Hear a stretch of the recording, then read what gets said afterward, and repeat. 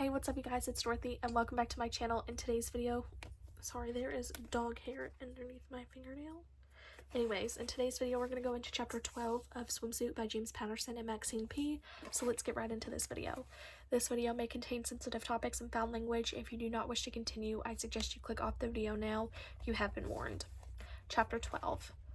The McDaniels hopscotched by air from Grand Rapids to Chicago and from there to their waitlisted flight to Los Angeles, which connected just in time to their flight to Honolulu. Once in Honolulu, they ran through the airport, tickets and IDs in their hands, making Islands Air's turboprop plane.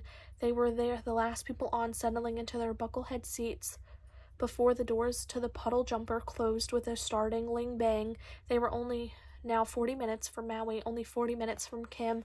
Since leaving Grand Rapids, Barbara and Levon had slept in snatches. So much time had elapsed since the phone call that it was starting to feel unreal. They now spun the idea that after Kim had given them hell for coming there, they'd be laughing about all of this, showing off a snapshot of Kim with that "oh please" look on her face and standing between her parents, all of them wearing leis, typical happy tourists in Hawaii. And then they swing back to their fear. Where was Kim? Why couldn't they reach her?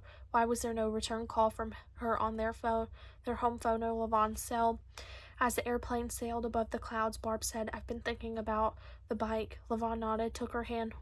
What they called the bike had started with another terrible phone call 7 years ago, this time from the police. Kim had been 14. She had been riding her bike after school, wearing a muffler around her neck.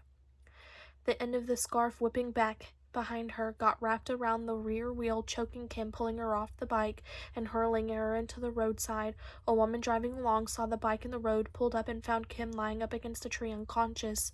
That woman, Annie Colossi, had called 911, and when the ambulance came, the EMTs couldn't get Kim to come back to consciousness. Her brain had been deprived of oxygen. The doctor said she was in a coma. The hospital's posturing told Barb that it might be irreversible.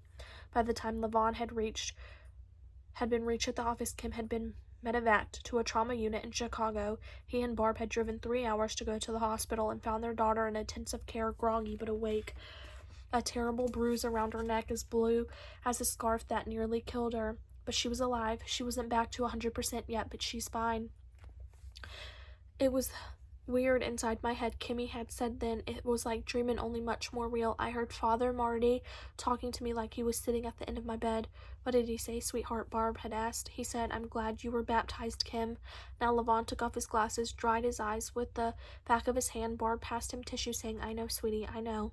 This is how they wanted to find Kim now. Fine. Levon gave Barb a crooked smile, both of them thinking how the story in Chicago tribe had called her Miracle Girl, and sometimes they still called her that. Miracle Girl who got onto the varsity basketball team as a freshman. Miracle Girl who was accepted to Columbia pre-med. Miracle Girl who'd been picked for the Sporting Life swimsuit shoot. The odds 1,000,000 to 1 against her. Levon thought, what kind of miracle was that? That is the end of this chapter. I will see you guys in the next video. Bye.